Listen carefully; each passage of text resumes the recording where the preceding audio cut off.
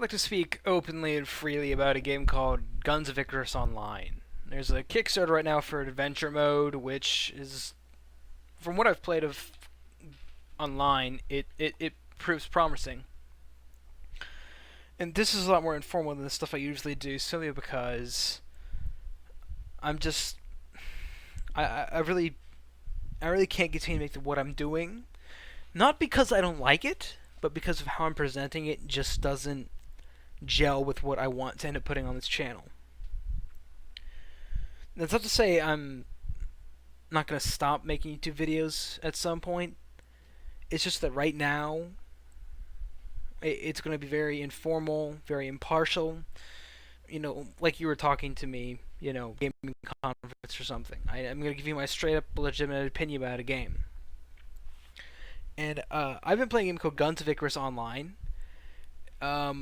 It came out like end of December or so, but it's only recently really been thrust into the spotlight, and as a result of YouTube, it's impossible to deny that it happens.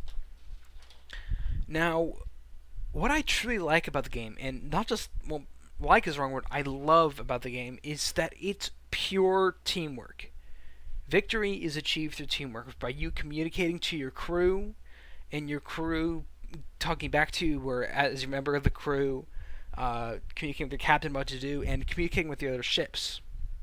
Now, certainly, I've had games where I've murdered people and just 5-0'd them in a death match, really simply with the ship that I have. It's a really good build, and it's no real problem. But it's still very clear that a communicating team will destroy a team that doesn't work at all together. It's embarrassing sometimes to see some ships that they're crashing into each other and they're shooting at each other. It's just so interesting to see this sort of like almost human psychology experiment that has come out of people shooting at each other on these ships. Now, something else that really your characters develop. I'd say develop. It isn't like a lot of multiplayer games nowadays where you unlock gear, you have everything from right out of the beginning. The only things you unlock are visual things. You have access to all the patterns of ships and all the weapons for all the ships and all your possible equipment. It's just visual stuff that you unlock or could purchase. There aren't any boosts either, but it doesn't even matter because you don't work on experience. It works on achievements, basically. Get 10 kills, win 5 games, you complete this achievement, and it's 5 achievements to level up.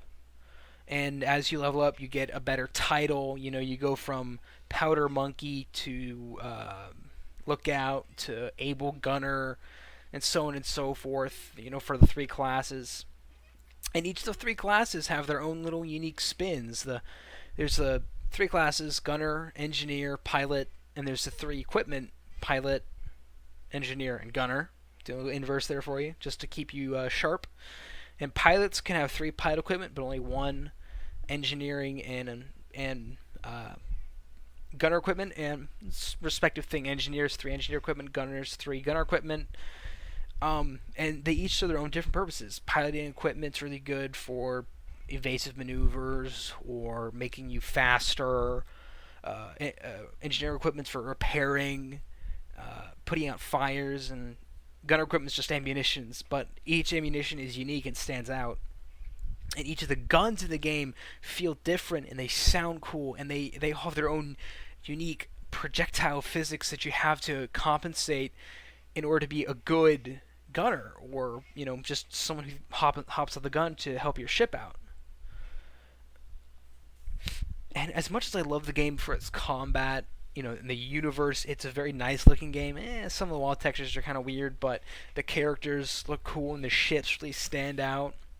I can tell a Pyramidian from a goldfish, from a galleon, from a junker, from a spire, from a squid. As much as I love that, the community just isn't that big. And typically reviewers will say, the community isn't big enough, so I can't recommend you play this game.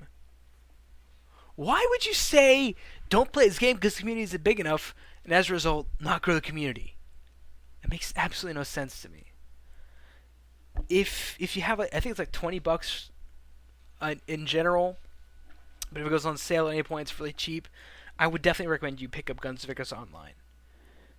From what I'm telling you in a very informal manner, I personally love it. It's a very good cooperative, competitive experience. It's very rare to actually see competitive, cooperative games like that on that level.